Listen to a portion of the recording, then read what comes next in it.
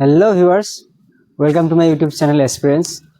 আজি মই তোমালোকৰ ওচৰত এটা এনেকুৱা টপিক লৈ আছো যেটো বহুত ইম্পৰ্টেন্ট যিকোনো তোমালোকে কম্পিটিটিভ এক্সামে হওক বা আমাৰ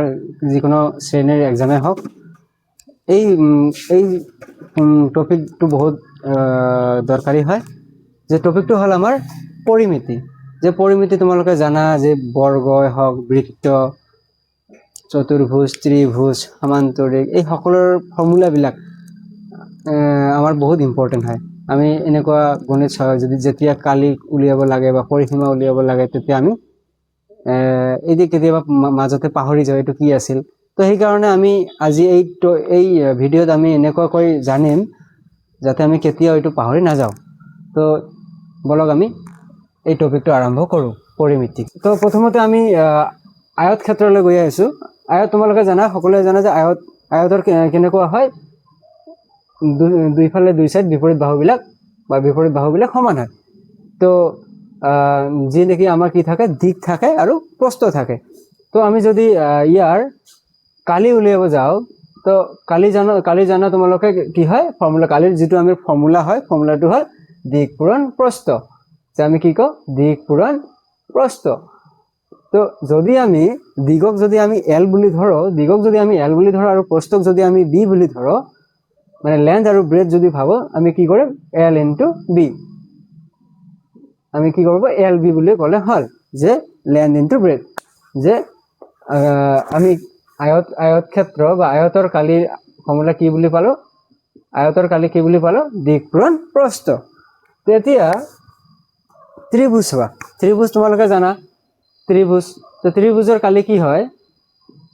ত্ৰিভুজত কি থাকে ত্ৰিভুজত তো তেনেকুৱা আচ্ছা ত্ৰিভুজৰ আগত আমি কি কৰিম বৰ্গটো চাম বৰ্গটো কি আছে বৰ্গ তোমালোকে জানা যে বৰ্গৰ কি হয় চাৰিওটা বাহু সমান হয় তো বৰ্গৰ যেতিয়া আমি কালি উলিয়াব যাম কি কৰিম ইয়াত কি থাকে যেহেতু চাৰিটা বাহু সমান হয় সেই কাৰণে আমি দিক আৰু প্ৰস্থক ভাগ কৰি নলও আমি কি কৰো বাহু বুলি নাম দিলো যে চাৰিটা বাহু সমান যেহেতু তো কালি কেনেকৈ উলাও আমি বাহু পূৰণ বাহু যে বাহু পূৰণ বাহু তো বাহুক যদি আমি এনে এটা নাম দিও a তেনেহলে এটো a * a স্কয়ার তার মানে বৰ্গৰ কালি কি হল আমাৰ a স্কয়াৰ এতিয়া আমি ত্ৰিভুজ লৈ যাম ত্ৰিভুজ তোমালোকে চাবা ত্ৰিভুজত কি হয় ত্ৰিভুজত আকৌ তেনেকুৱা আমাৰ দিক প্ৰস্থ নাথাকে বা এনেকুৱা বাহু নাথাকে ত্ৰিভুজত কি থাকে আমাৰ তিনিটা বাহু থাকে এতিয়া কথা হল ত্ৰিভুজত যদি আমি কালি উলিয়াব যাম ত্ৰিভুজত আমাৰ কি লাগিব ভূমি লাগিব আৰু উন্নতি লাগিব তো ভূমি তোমালোকে জানা যিখিনি মাটিত লাগি থাকে এনেকুৱা আমি ভাবব পাৰো যে ভূমি আৰু উন্নতি কি হল আমাৰ উন্নতিটো যেটো আমাৰ 90 ডিগ্ৰী হয় মানে লম্ব হয় তো ভূমি আমি কালি যদি উলিয়াব যাও ভূমি ইনটু কি হ'ব ভূমি মানে হাফ পূৰণ ভূমি পূৰণ উন্নতি হ'ব ঠিক আছে হাফ পূৰণ ভূমি পূৰণ উন্নতি হাফ পূৰণ ভূমি পূৰণ উন্নতি তো হাফ ইনটু ভূমি মানে কি হয় আমাৰ ভূমিক যদি আমি কও বি বেস বুলি কও যে আৰু উন্নতি মানে কি আছে আমাৰ উচ্চতা হাইট তো half into b into h তো আমাৰ ফৰ্মুলাটো হৈ গল কি half into b into h এতিয়া আমি ট্ৰেপিজিয়ামত যাও তো ট্ৰেপিজিয়ামত কি হয় ট্ৰেপিজিয়াম তোমালোকে জানা যে ট্ৰেপিজিয়াম ফৰ্মুলা ধৰ্মটো কেনেকুৱা ট্ৰেপিজিয়ামৰ ধৰ্মটো কেনেকুৱা হয় কি থাকে আমাৰ এজৰ সমান্তৰাল বাহু থাকে আৰু এজৰ কি থাকে অসমান্তৰাল বাহু থাকে ঠিক আছে তো ট্ৰেপিজিয়ামৰ তেনেহলে আমি কি জানিব লাগিব যদি আমি কালি উলিয়াব লাগে বাহু বিলাক জানিব লাগিব যেটো আমাৰ সমান্তৰাল বাহু আছে সমান্তৰাল বাহুৰ আমি কি জানিব লাগিব কিমান দৈৰ্ঘ্য আছে আৰু কি এই উন্নতিটো জানিব লাগিব উন্নতিটো আগতে কৈ দিছো উন্নতিটো আমাৰ কি হয় 90 ডিগ্ৰী ফৰ্ম কৰিব লাগিব গতিকে ইয়াৰ কালি ফৰ্মুলাটো কেনেকুৱা হ'ব কালিৰ যদি আমি যাও যে কালিৰ ফৰ্মুলাটো কেনেকুৱা হ'ব তোমালোকে চাবা হাফ ইনটু এই যে ইয়াৰ নিচিনা কিন্তু অলপ পৃথক হাফ ইনটু কি হ'ব আমাৰ যেটো সমান্তৰাল বাহু দুটা যে আছে সমান্তৰাল বাহুৰ কি যোগফল a + b যেহেতু আমি a আৰু b ধৰি লৈছো a + b ইনটু উন্নতি উচ্চতা তো half into a plus b into h তো আমি এতিয়া ট্ৰেপিজিয়ামটো বুজি পালো তো যদি আমি ইংলিছত বুজিব লাগে আমি আয়তক কি বুলি কয় ৰেক্টেংগল বুলি কয় তো এৰিয়া অফ ৰেক্টেংগল কি হয় আমাৰ l into b তেনেকৈ আমাৰ বৰ্গ টু বৰ্গ মানে স্কয়াৰ স্কয়াৰৰ এৰিয়া কি হয় সাইড স্কয়াৰ মানে সাইড ইনটু সাইড ত্ৰিভুজৰ বা ট্ৰায়াঙ্গেলৰ এৰিয়া কি বুলি হয় half into base into height তেনেকৈ ট্ৰেপিজিয়ামৰ এৰিয়াৰ ফৰ্মুলাটো কি হ'ব half into sum of parallel sides into height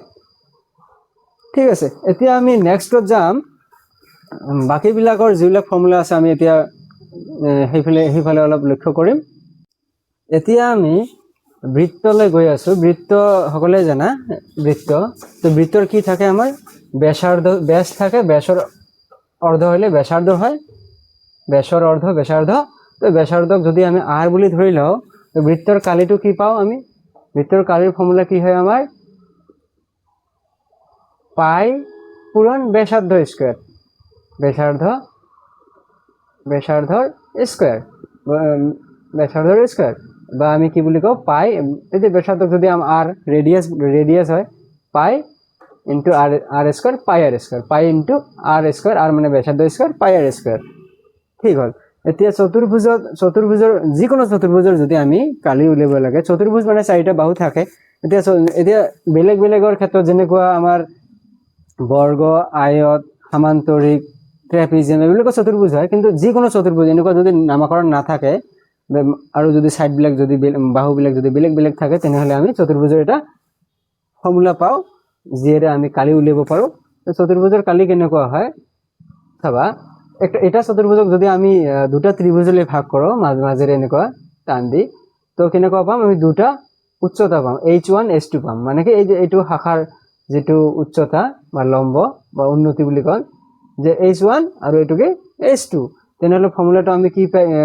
আমি কি পাই যাও half into h1 plus h2 into d d মানে কি হলো যে d মানে কর্ণ ডায়াগোনাল d মানে ডায়াগোনাল কর্ণ তো আমি ফর্মুলাটা কি পাই গেল half into h1 plus h2 into d ঠিক আছে এতিয়া সমান্তৰিকত যাম আমি সমান্তৰিক তোমালোকে জানা সমান্তৰিক কেনেকুৱা হয় যে দুজোৰা বাহুৱে আমাৰ কি হয় সমান্তৰাল হয় এতিয়া ইয়াৰ কি থাকে দুটাটো কৰ্ণ থাকিবই এতিয়া আমি যদি ফৰ্মুলা ইয়াৰ কালি উলিয়াও তেনেহলে ফৰ্মুলাটো কেনেকুৱা হ'ব half into d1 into d2 d1 মানে কি ডায়াগোনাল 1 কৰ্ণ 1 যে দুটা কৰ্ণ যেহেতু বেলেগ দৈৰ্ঘ্য থাকিব তো half into d1 into d2 তো আজিৰ কাৰণে ইমানেই আছিল যে পিছত আমি আকৌ ইয়াৰে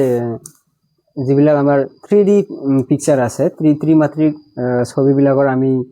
ফৰ্মুলা বিলাক আকৌ আমি জানিম যে তোমালোকে যদি ভাল পাইছা ভিডিওটো যদি ভাল পাইছা এটা লাইক কৰি দিব আৰু এনেকুৱা ভিডিও পাবৰ কাৰণে চেনেলটো সাবস্ক্ৰাইব কৰি দিবা থ্যাংক ইউ